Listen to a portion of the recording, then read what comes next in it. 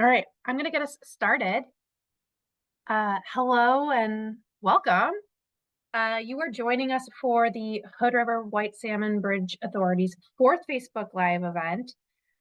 We're so happy that you're here, and we're looking forward to introducing the project's design builder, Kiewit, to you tonight.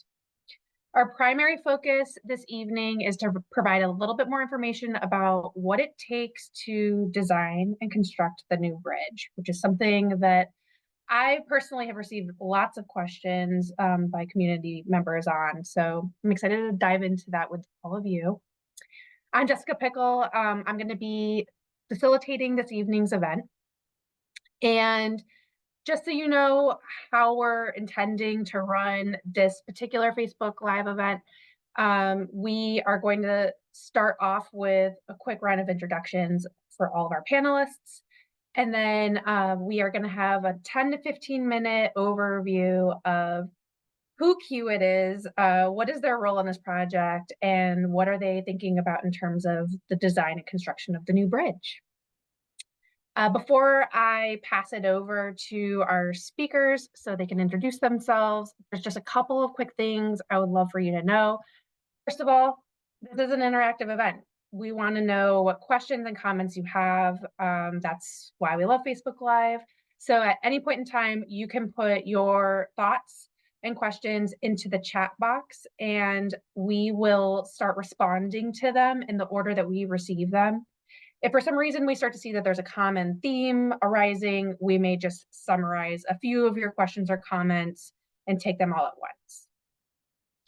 If you or someone you know is having some technical issues and for some reason can't submit questions through the chat and Facebook, you can still email us. So we will put that in the chat, but you can email us at info@hoodriverbridge.org. And I'll just say that one more time, info@hoodriverbridge.org. And you can just let us know what you're struggling with if you can't get your questions into the chat, or if you just can't get in, or if you have a question that you'd like us to respond to, just let us know and we will respond to you as soon as possible. We are also scheduled to end tonight's event at 6:30. So don't worry if you have a question and you're coming in late and we're not able to get to it. This is not our last Facebook Live event. We are going to continue to do these every month and a half or so. So you'll always get another chance to bring it up to a Facebook Live event, or you can join us at a Bridge Authority meeting. And finally, this event is being recorded for later playback, but you can also just check it out on the Facebook page for the project. So with that, you've heard enough from me. I'm going to turn it over to Commissioner Keedler so she can kick off introductions. Hi, everyone. As Jessica said, my name is Marla Kiefler. I am a commissioner on the Hood River White Salmon Bridge Authority and also serve as mayor of White Salmon.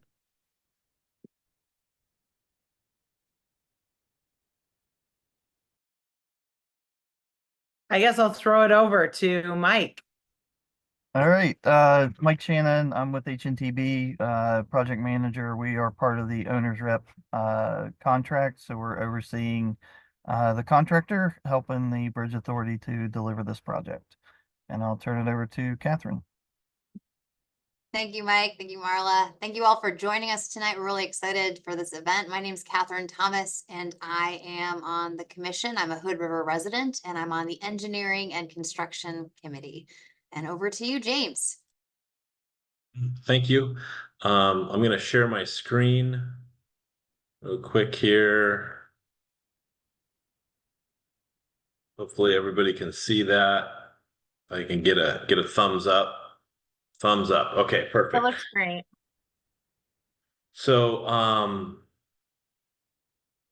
my name is James Scheer. Hi, everyone. Happy to be here. I'm with Kiewit Infrastructure Westco. That's our official name. We go by Kiewit.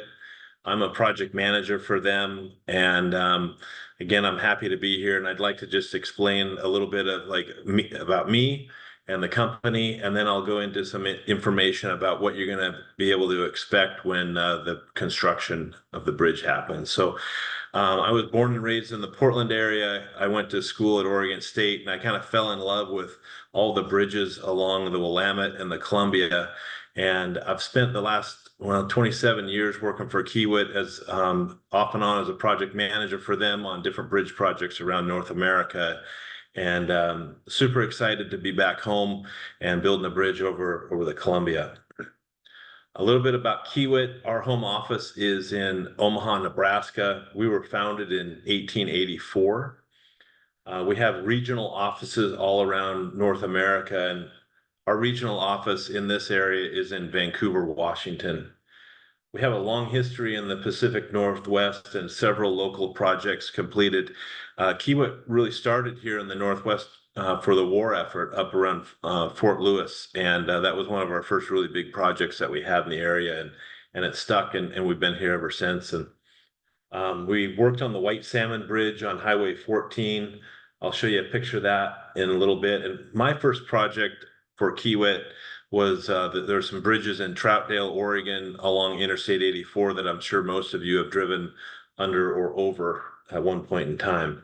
A couple of other relevant projects I'll go through is there's one in California that I worked on and another one in British Columbia. So these are some stats about Kiewit. On the bottom left-hand corner, you can see the different regional offices that we have around North America. We have 3 of them in the Pacific Northwest. This is a picture of the bridge that we built on Highway 14 near Drano Lake back in the 90s. A few years after that, I was working on the bridges, like I said, in Troutdale. I'm going to show some pictures of this bridge. This was the Benicia Bridge in California, over water, kind of similar access. And one thing that to note here is that we built the new bridge, and just like the Hood River White Salmon Bridge, as we were building the new one, the existing bridge was open to traffic the whole time. So that was once the new bridge was done, we move traffic over. This is another job that I'll show a few pictures of. This is the Port Mann Bridge in British Columbia. This was a really exciting project to work on. So now a couple of current projects that Kiewit's working on. One is in Mobile, Alabama. There's a large cable stay. This is a rendering of what that's going to look like. The contract model is progressive design build, and I'm going to talk about that a little bit and why that's so special. We're doing the same thing here on this job. And then to bring it back home, we don't just build massive bridge structures. We also build fish passages and some of the smaller jobs. This one is up in Amanda Park, up by Quinault Lake, up in the northwest corner of Washington. So I talked a little bit about progressive design build and, what is design build? I think the best way to explain it is there's the old way of doing things when, a contractor like myself would get a set of drawings and we just bid what we saw on the drawings and there was one number that was provided to the client. In this case, progressive design build allows for a lot more collaboration. So, I'm working in White Salmon in the office with Mike Shannon and the Bridge Authority, and we're talking about things all the time, and we're able to really get the best fit for what needs to be built. So some of the benefits include greater price certainty, and then increased constructability. So as we continue developing the bridge design, there's lots of different parts and pieces that are coming together. And I'm not going to go through these, but these are all individually. I'm not going to go through them.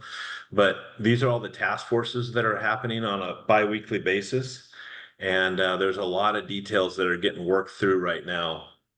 And our timeline on this job is to be done with the base design by the end of the year. And what that means kind of in layman's terms is to have about a 30% estimate complete, and then be able to get early construction activities going on in the fall of the next year. So this is a rendering of the bridge as it is now. This is a structural steel superstructure. So what I'll talk a little bit about the different components of the bridge. And I'll show a lot more detail here in a couple slides, but you know, the pile caps, the footing at the water line, that is all concrete. The columns going up to the bridge deck, those are all concrete. And then there's steel girders that make up the superstructure of the bridge, and then a concrete deck that will be the driving surface. So this new bridge alignment is about 150 feet downstream of the existing bridge. And then I want to reiterate one more time that the existing bridge is going to remain open to traffic the entire time that the new bridge is going to be built. So this is one of the design drawings that we have of the bridge, and I've circled this is Pier 4, and I'm going to talk a little bit about the details of the different components of the bridge, you know, so that when I go and show you pictures of it, we're all kind of talking about the same thing. In the water, below the water line are piles or shafts. We're going to have 4 to 6 pile per footing. And then on top of the pile, there's a pile cap. So that's a big concrete, block that ties all those pile together and helps them act as one unit. From there, there's going to be columns, concrete columns going up. And then on top of the columns is a pier cap. So similar to the pile cap, there's a pier cap that connect the tops of those two columns together and gives it, some rigidity there. And then on top of that is where we place the steel girders and then the bridge deck that will be the driving and walking surface. So in order to get all that going, you have to go out and build some temporary access to get access into the water. So one of the first things you'll see us doing is we'll start driving pile and building like a temporary trestle that will go out into the water. That temporary trestle allows us to bring, the heavy machinery, the cranes and the equipment and the material that we need to be able to build the bridge. This is an example here of this is what's called like the main line of the trestle, and then on the red arrows there are fingers. And so the main line of the trestle allows us to move material and equipment, back and forth from different pier location to different pier location. And then one of the things that we'll most likely have at the end of our trestle is we'll have a ramp of sorts to where we can bring a barge in, and then we can lower the ramp down onto the barge and drive concrete trucks and put material onto the barge and then take it out to the bridge. So once we have all the temporary access all in place, then we can start, really building permanent structure. This is an example of the pile or the drilled shafts that will go into the water. These shafts in this picture are about 8 foot in diameter. Currently ours for the Hood River White Salmon Bridge are going to be over 9 foot in diameter. And you can see here in this picture, we've got the shafts installed at a couple different pier locations. And while those have been installed, we're continuing to work in other locations. This is an example of if we're out on the water and we need to have a concrete pour and we're putting concrete, in this case, in that pile cap. You can see the barge there with the 4 concrete trucks on it. We'll be ferrying concrete trucks out onto the water with tugboats and then delivering it onto site. So I think you're kind of familiar with this picture. I'm going to zoom in to the 2 piers on the right-hand side. So just to illustrate the fact that multiple things are happening at the same time, on the far right, you can see there's a concrete pump and it's filling up the footing, and that's the pile cap. So we're placing concrete in the pile cap. The next column or the next pier over, the orange formwork there, you can see that's the beginning of us starting to place concrete into the columns and starting to build the columns. And then this next slide, you can see where the columns are done on the far right, and then on the left, we're installing the pier cap on top of it. So once we get the pier cap installed and figured out, guess I'll can't help but show this. This is a beautiful picture of that bridge. Just lots of things going on at the same time. Once we get the pier cap done, we install the beams. So these are structural steel beams. They're somewhat similar to what we're going to see in Hood River on white salmon. But you know, these beams are about 8 foot tall. And in some cases, the beams that we're looking at are going to be about 20 feet tall. So ours are going to be much, much bigger and much more substantial. So once the beams are installed, then this is the bridge deck. These are precast concrete panels. So the nice thing about having something like this, we can fabricate these off-site in a nice warm environment, not out in the wind, in the cold. And we can prefabricate them and we can bring them in just like this on a barge. And then we lift them up and put them on the bridge deck with a crane. And then it looks like this. So once you get all the deck panels put on, then you fill the space in between with concrete, and then once that hardens, it's just one bridge deck that you can drive on. So really appreciate the opportunity today to be able to talk to the group and present, and I'll turn it back over to Jessica and go from there. Thank you. Thanks for that great presentation, James. I learned some too. So I hope that those of you that are on with us, that helped explain some of the questions that you may have about what it takes to design and construct a bridge. We already have some questions coming through. So the first question that we have is related to there being concerns that the walking and biking path might be too small. And what are we thinking about to make sure that there isn't going to be congestion between the various users on that bicycle and pedestrian bridge, or the portion of the bridge? And I'm thinking that that's is that a probably a good question for one. me or I who? think it probably is either for you or for Mike Shannon. And I'll just give a teaser because I'm working on public engagement. So this is something that we will be actually taking out some early design ideas out to the public at the end of next month. And so we're still going to be getting some feedback on, you know, what we're looking at for both the pedestrian and the bike options on the bridge. But Mike, do you want to jump in and explain what we're looking at in terms of width? Yeah, that's what I was just going to say too, Jess, was we do actually have an event coming up. I think it's on September 24th to talk about the bike ped more. We also got exciting news this morning from FHWA. We got our raise grant back. So we are able to move that portion of the project forward now.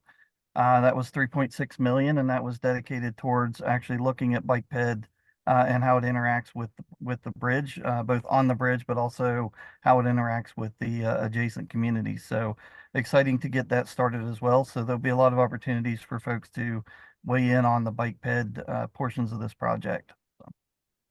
And I think that not to, you know, ruin any surprises, I guess, for that event on September 24th. But one thing that is relatively maybe new to the public is that we are looking at having separation between the pedestrian path and actually both directions for the cyclists.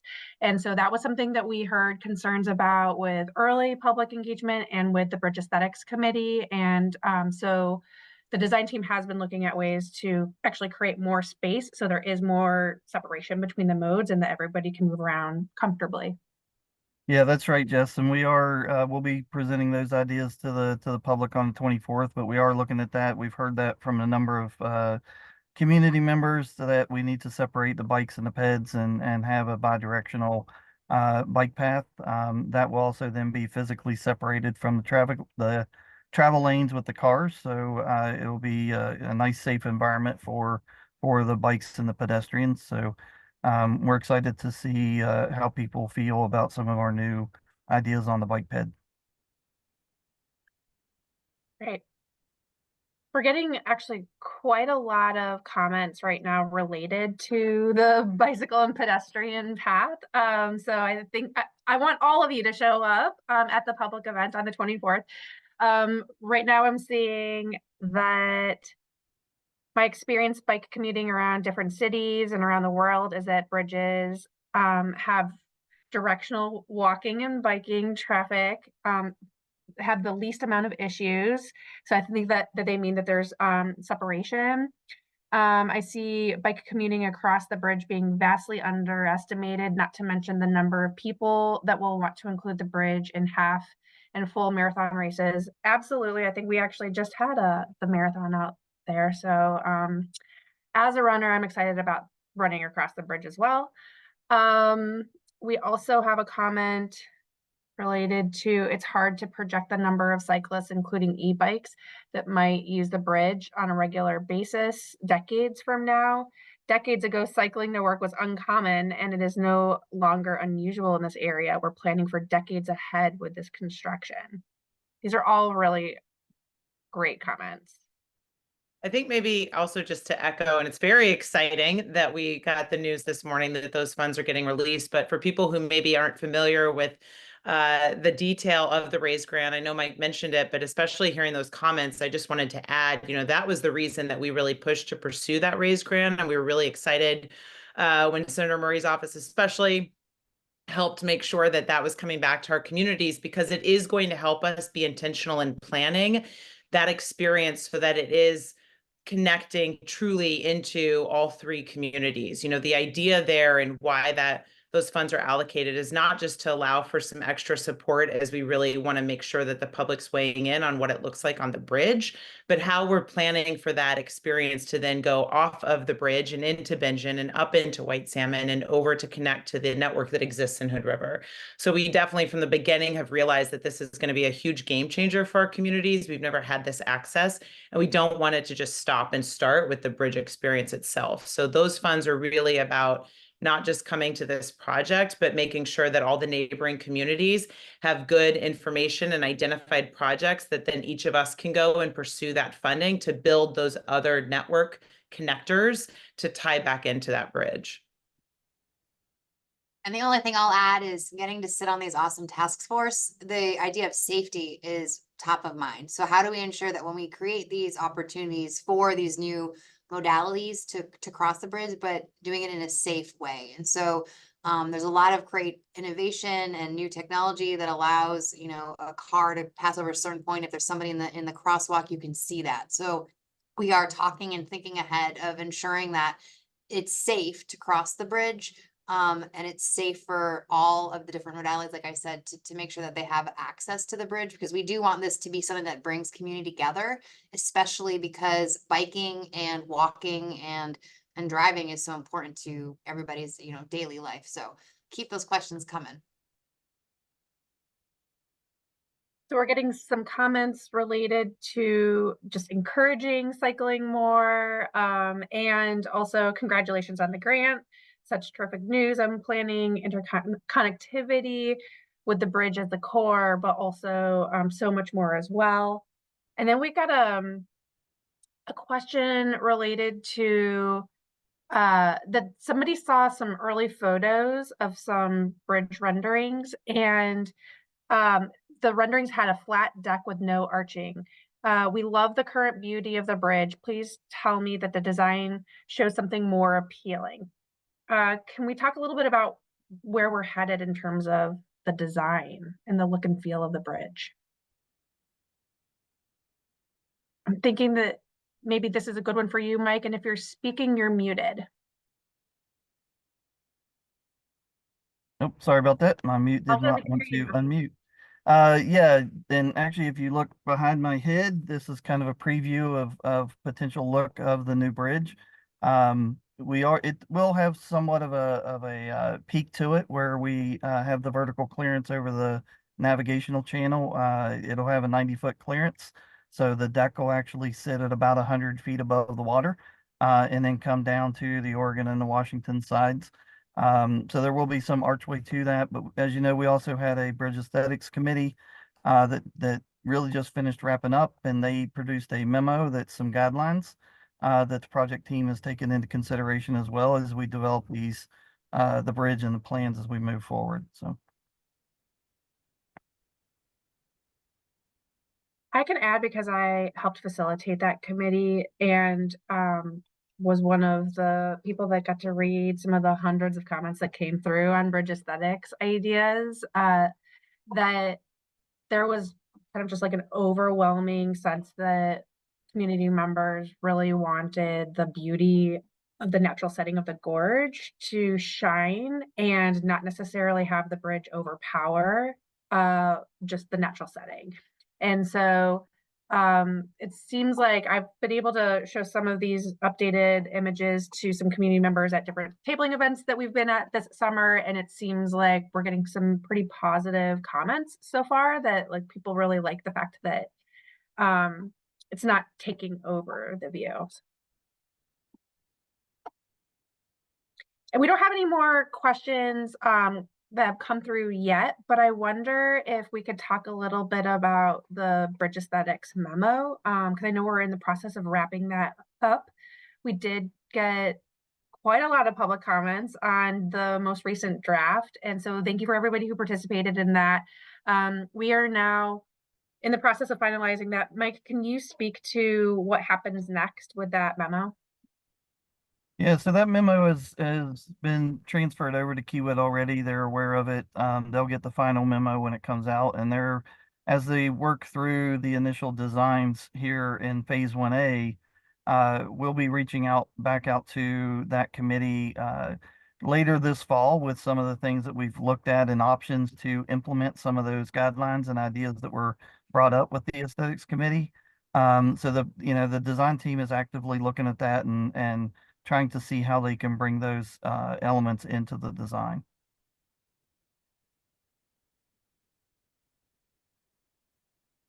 Would anybody else on the panel like to add to that? Otherwise, I've got a question for you. Well, I was just going to add, and then maybe I have a question too, if that's allowed. But Yeah. I think one thing that we want to make sure is known or is communicated out as well, and a lot of what was pushing us is to make sure that we had this public input, is that, you know, a lot of the processes that the bridge is still going through, especially as it relates to kind of understanding all of the impacts, is also acknowledging the cultural component. And so I know that that came up a lot, and we do see that as a key component of this project. And so my sense, and I was not part of the Bridge Design Aesthetics Committee, but even just hearing feedback for years now, before we even were this far along in the process, I know it has been important. And I just want to reassure people that that information definitely was coming out in this process that was more structured this summer. And I think to that, Jessica, the question I was going to throw your way, and maybe it's what you were going to touch on, is you mentioned the outpouring of comments that were received, and we know we had good engagement. Were there specific trends or themes that stood out in terms of repeat comments that were coming from a lot of members of the community?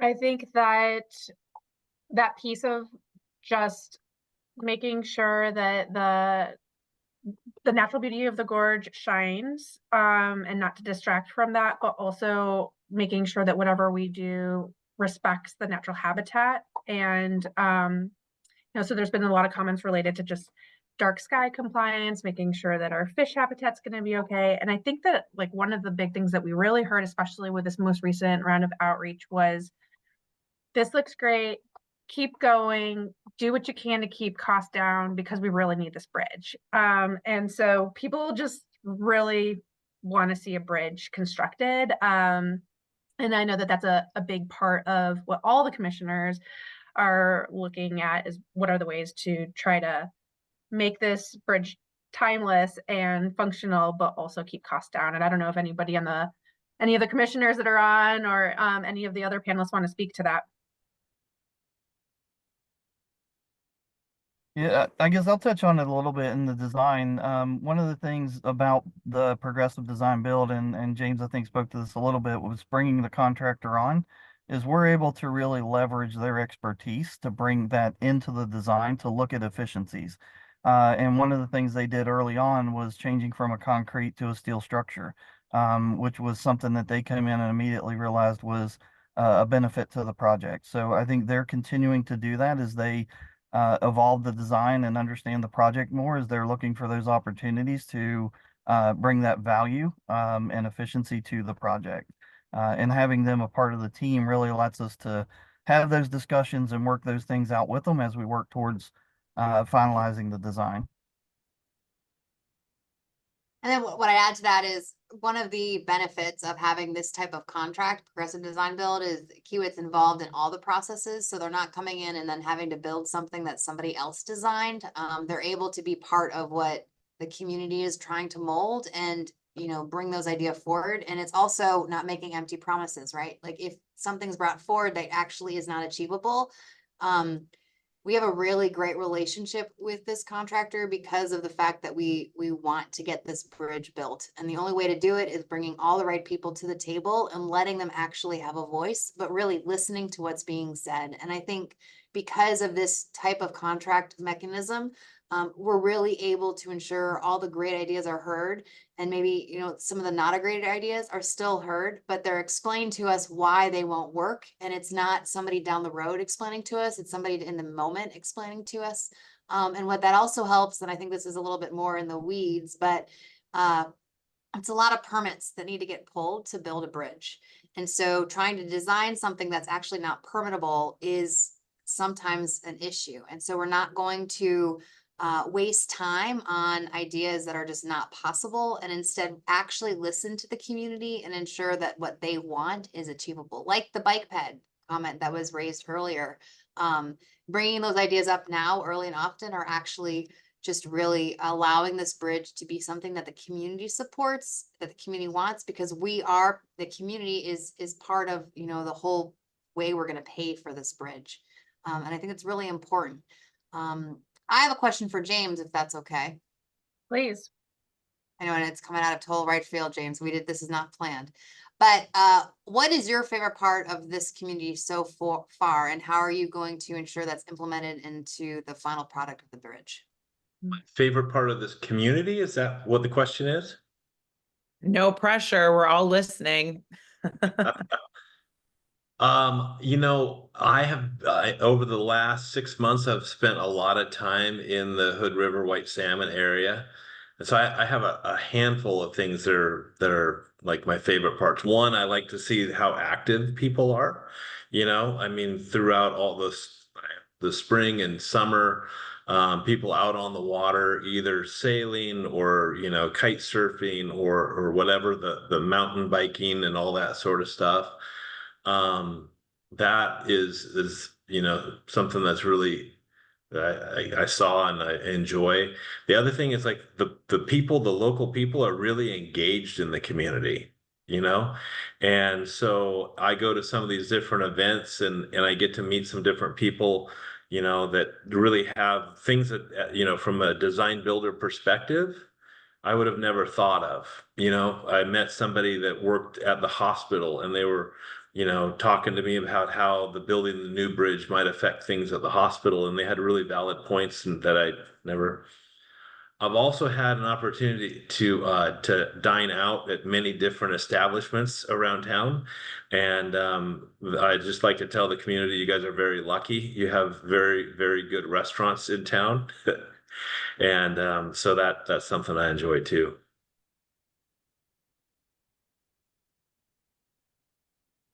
I love that. And one of the things that we're thinking about is figuring out ways for us to start having more pop-up events at some of these local restaurants and breweries on either side of the river. So James, maybe you can grab a craft beer or, you know, some tots or something after one of these events. Because I totally agree with you. We had a comment come through from Gorge TransLink, one of our project partners. Thank you for this opportunity to get updates and post questions. The Gorge TransLink is looking forward to working with you to include transit stops in the overall transportation plan for connecting the communities and the bridge.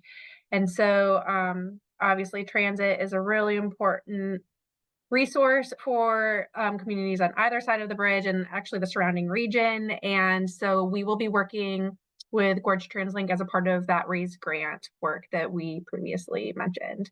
So I'm happy that you're on. Thanks for joining us. We were talking about progressive design build, and I've got another question related to whether or not that construction method will help us land on an exact price tag or cost, or if it's going to be more of a range based on all the preferred methods and some of the design options that we're considering. Is that a good question for you, James? Yeah, I can start the answer, and then if Mike or if anybody else has anything to add, I'd welcome that too. You know, one of the huge benefits of having like the design builder on board at this phase of the design is like, you know, we're talking about, we can say, hey, we want this and we want that. And then by having us there, we can kind of give some price differences between the different options. And some of these things, you know, are how do I put it? Like, it's not just the cost of buying the initial, you know, call it a concrete barrier on the side of the bridge. It's the, you know, how do we attach the lights to it? And then thinking of the maintenance costs that are associated with that, and how are we going to bring electricity into the bridge, and where are we going to, you know, put the natural gas line that has to run across it, and how are we going to maintain those things in the future? So sometimes there's things that may have a little bit higher upfront cost, but if you look at the run out the what we call the O&M, or the operation and maintenance of it, it makes a lot of sense to have those things. The same goes with, you know, the aesthetics stuff. There's some things that you know, aesthetically sound like a good idea, but then, you know, you talk it through and we talk about the maintenance of it and some things like that, and we can see that you know, maybe there's another way to go that is just as aesthetically pleasing and has a little bit different maintenance cost.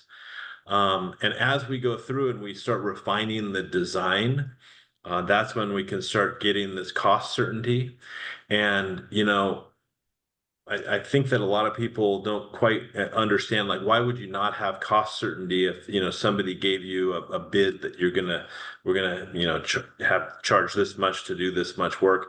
There's a lot of unforeseen things and a lot of like risk that happen on jobs like this.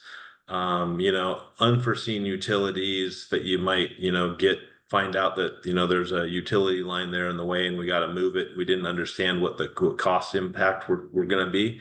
So we can identify those risks and we can assign those risks to who's going to manage those as the project goes on. So all that sort of stuff allows for a lot more cost certainty on the job. Yeah, Mike, Jessica, yeah, one of the things I would add too is that as an owner's rep, one of the things we do is kind of a validation, right, of what the contractor is telling the authority. So we have what's called an independent cost estimator, which is a group of people that come in and they're professionals in the industry. They're typically ex contractors or have worked around contracting for a number of years, and they independently evaluate the cost of the project. So as the contractor is developing their cost and putting their pricing together, we have this independent cost estimator who is also doing the same thing, and then we bring them together to negotiate and look at where the cost is, and that ends up then in usually a negotiation of where the cost should be, but it gives that validation and that independent of, you know, piece to the bridge authority so that they can be reassured that they're getting a good price and that you know, we've got an effective project at the end of the day. Yeah, it's a really good independent check to make sure everybody's in line with the costs and the risks associated. awesome. That's really helpful.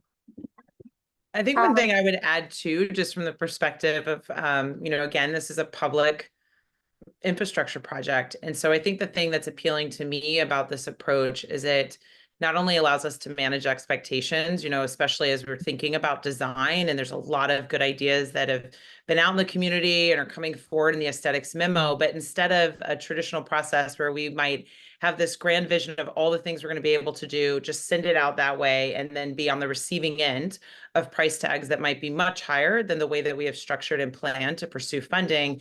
This is allowing us to build this relationship now with Kiewit as a partner, to be able to have a back and forth about, well, this is what we're really envisioning. This is what the community is hoping to see, and kind of work through those options in the process.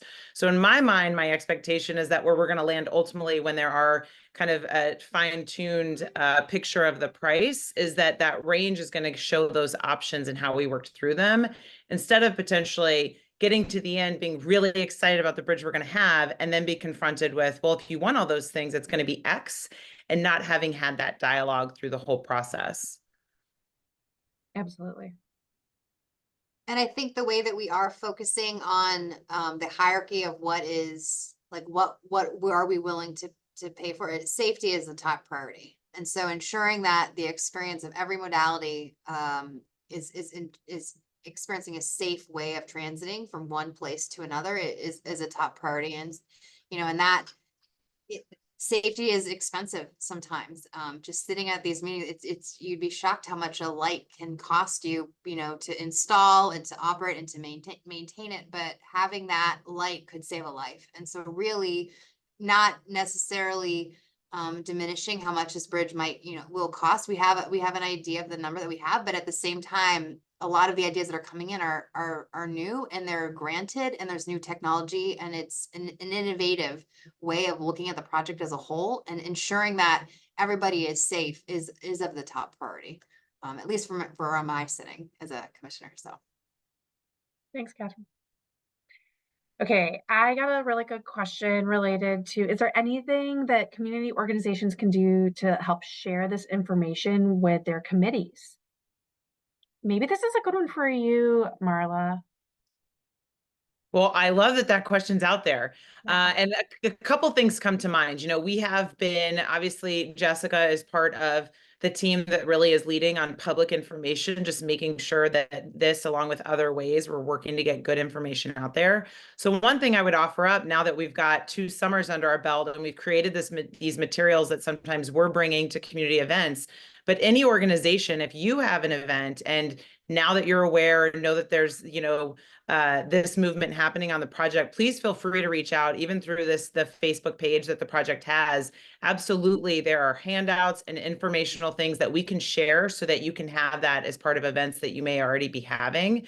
And I think just additionally, you know, obviously this is a project that gets covered in our local news, but it's not like we've got our own world of local TV coverage. And I think as much as we try to make sure that this is the place for accurate and timely information, always, you know, if you're hearing things in the community that sound different than what you've read in our quarterly newsletter, which we send if you sign up on our website, or just in conversation, please don't ever hesitate to share these network links that we have through the Facebook or the website, which is a good sign up resource. And I would just prepare everyone, and this is back to how community organizations can help. I do know that later this fall, we'll be doing a more targeted call for action. You know, certainly it's exciting to have this conversation where we're really just focusing on the thing that's going to get done.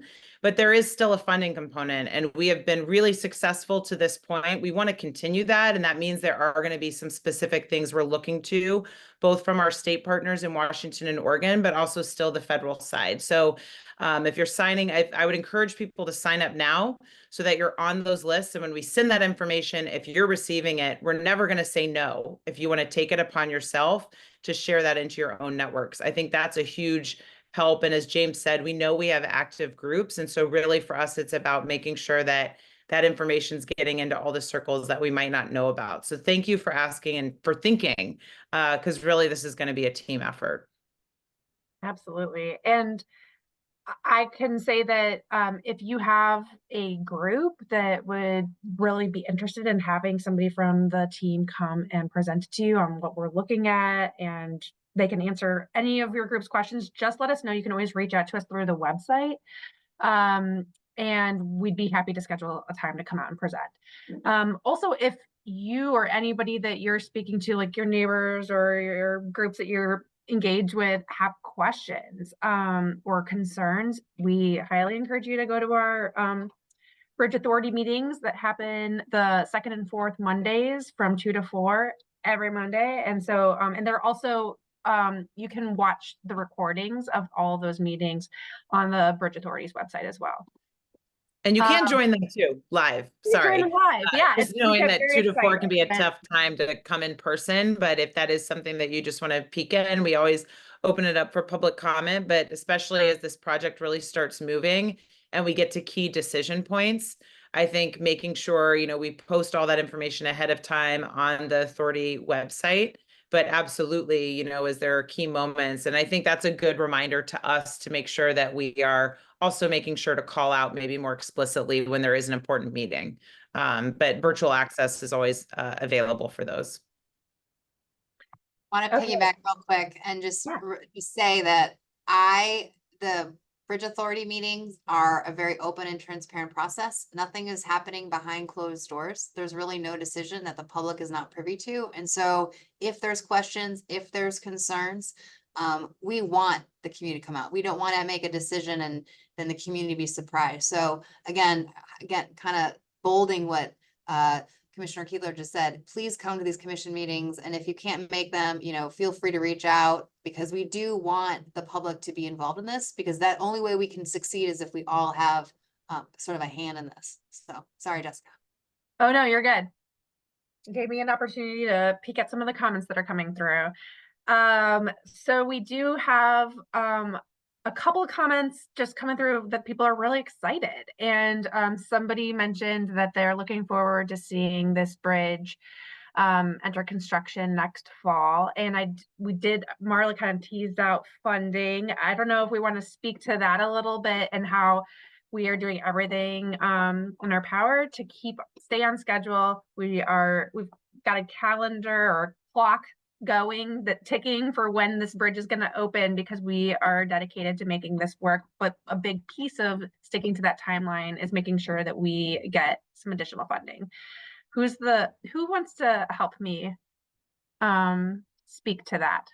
Is that a good one for you, Mike? Yeah, I don't mind speaking to that at all. And then Commissioner Keithler, yeah, I think, you know, funding is super important. Without that, we don't have a project. And being a small community, we really need their voices and your voices to be able to get the message out that this bridge is important. And I think the more that we do that, the more we will get the funding. And I think we have the team in place. We've got the contractor. We're getting through the design. We've got the permitting. We've got full support from everyone. For me, funding is the thing that's going to hold this project back. And I think that's really where the communities can help, is to voice that need for this bridge as much as you possibly can. Yeah, I think the main thing that we want to make sure is out there is just that now that we are starting to move, which is very exciting, into the true design and planning for these construction seasons, it doesn't mean that there is not as much emphasis and urgency on the funding. They're kind of these parallel tracks now. We've been very successful. We consider this project currently, for all the estimates we have, to be 2/3 of the way funded. That's given us the confidence to know we can move into this phase 1A and start planning for phase 1B, which is kind of the 2025 work that'll kick off that year.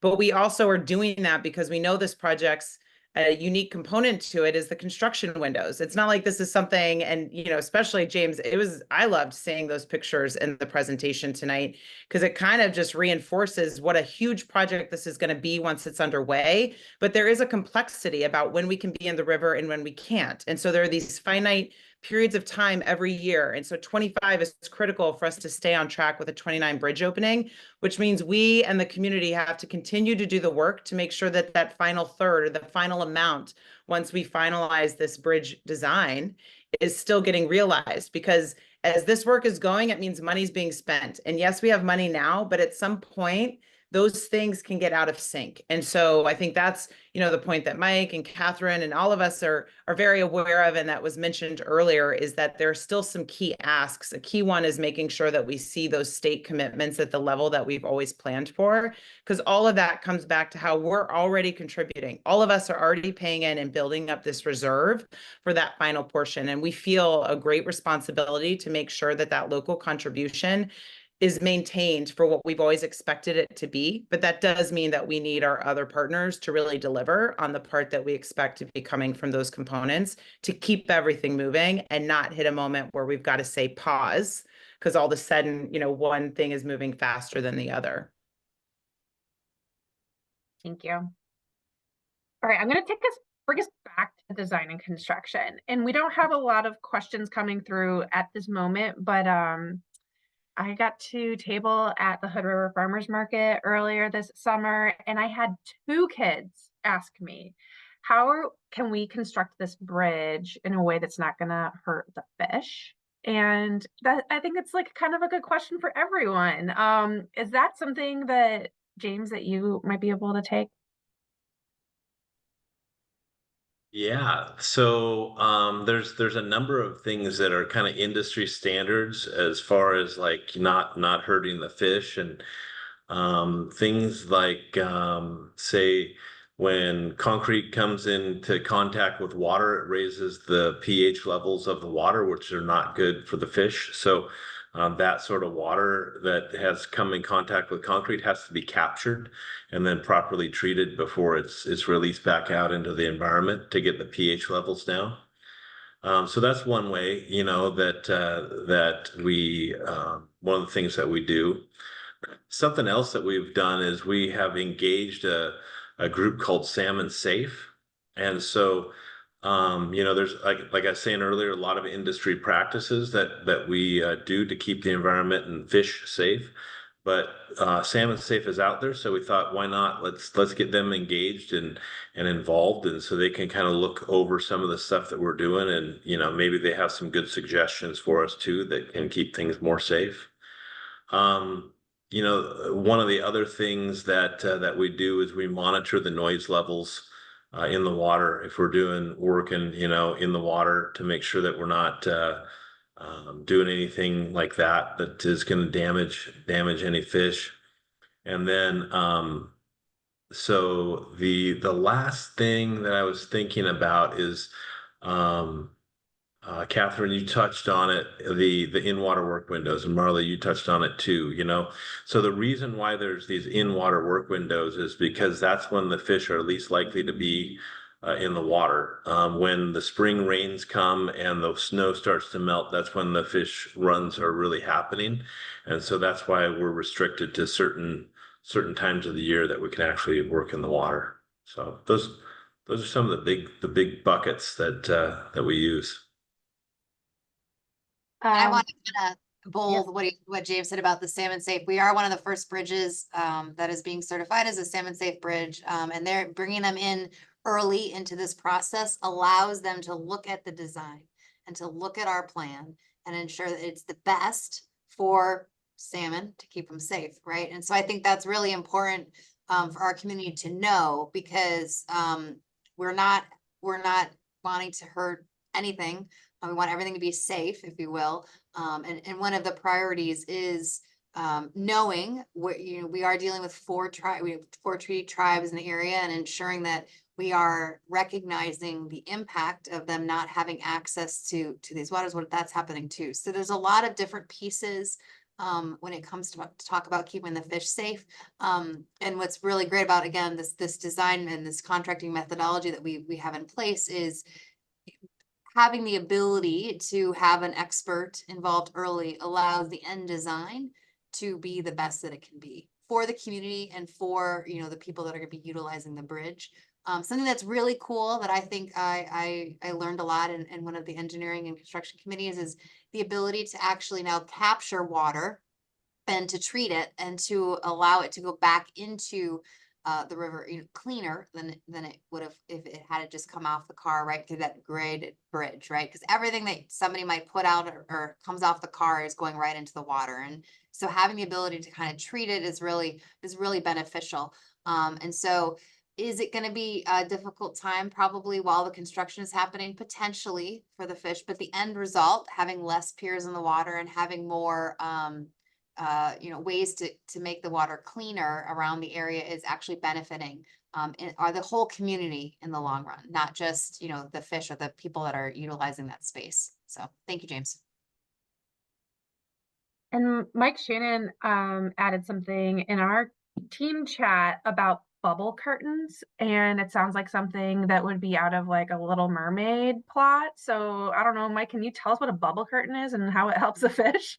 And I'm actually going to defer to James because that's a construction technique. So I Okay. was hoping he would actually touch on that. So Yeah, so one of the things that we do is we'll do an analysis of any like pile driving that we have to do to determine how much noise is going to be imparted onto any fish in the area.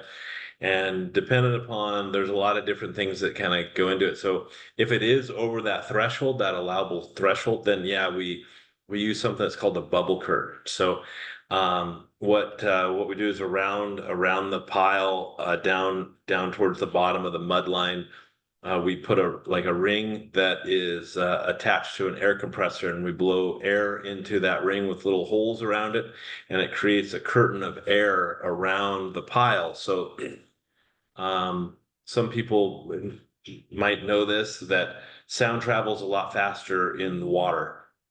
And so by having that curtain of air in between, what's making the noise and the rest of the water, it dampens the noise considerably.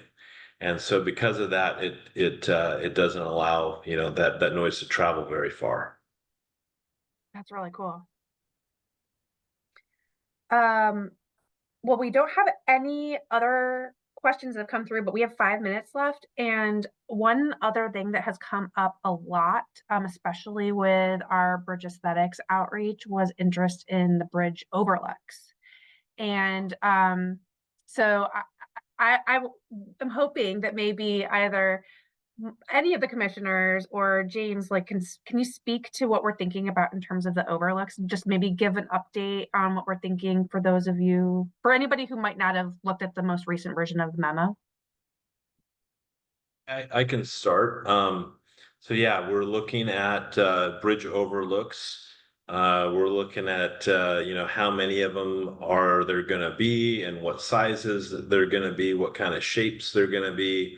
Are there going to be any artistic features around there, or is that something that we want to save some space for later? Maybe after the bridge opens, then we can take some components of the existing bridge and mount them up there for artwork or things like that. But in the design phase, you can imagine that you were cantilevering off of the side of the bridge, off of the bridge deck to build these overlooks. And so we have to be careful where they are located on the bridge and make sure that, that's obviously it's structurally sound, and where's the most economical place to put them. And then also balancing, like, where are the best views going to be, so really make them worth their while.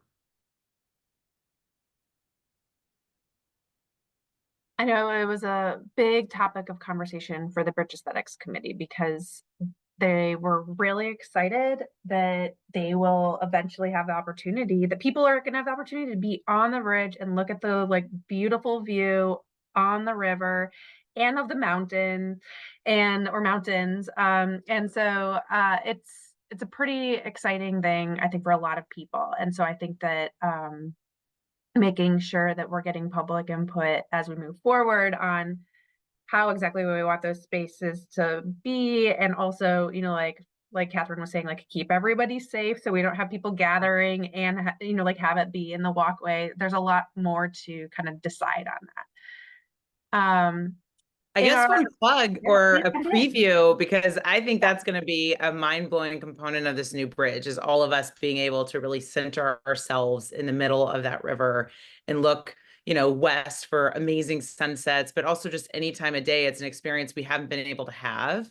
And I would say there's a teaser for that, which is really credit to the Port of Hood River, because this is the 100-year anniversary of the bridge, and they are planning later this fall to have a celebration for our whole community where that bridge will be closed and we'll all be able to walk onto the current bridge and kind of see and get a sense of what that is. That, I mean, we can all imagine it, we drive it, but I do think it'll be really exciting and probably make people even more energized about what that will be like to finally have viewpoints and be able to share that experience with visitors and just those of us that call the gorge home. I'm so happy that you brought that up. So mark your calendars. That event is going to be on October 6th of this year. So we will be able to celebrate the centennial. And we actually only have 1 minute left. So Marla, I don't know if you would be willing to help close us out and maybe just promote the public open house that we have coming up at the end of September. Yes, sorry, I shouldn't have hit my mute button again. But yeah, we talked about it a lot tonight. And I think definitely if you've heard this conversation, and since we spent a lot of time, and now that we are really moving into a lot of that RAISE grant related work on bike ped, definitely please help us spread the word and make sure to come. It's going to be Tuesday, September 24th at the White Salmon Library from 5 to 7 p.m. And that will be an open house specifically around, I think, these components that are really important to all of us in terms of the bike and pedestrian amenities. We'll talk about viewpoints there, what barrier types options would be available in different lane configurations. So really a good chance to come in now as part of this process and help share your input. And we mentioned it earlier, but obviously we are meeting regularly as the Bridge Authority. There are 12 total commissioners that are representing both sides of the river, 6 voting members and 6 alternates. So Catherine and I are just 2 of them, but we are meeting the 2nd and 4th Monday of every month from 2 to 4 p.m. at the offices, which are here in White Salmon, off of Kiewit, next to White Salmon Eye Care. Did I miss anything? Is there anything No, else I think you got it. And okay. I just want to thank all of our commissioners and James and Mike for being here. And thanks for all the great questions that you've submitted. We are always available to answer more. And please let us know if you would be interested in having us come out and present to one of your groups. With that, anybody want to say anything else? Otherwise, we can allow everyone to start their evenings. Okay, with that, have a nice evening. Thank you, everyone. Thanks. Take care. Thank you.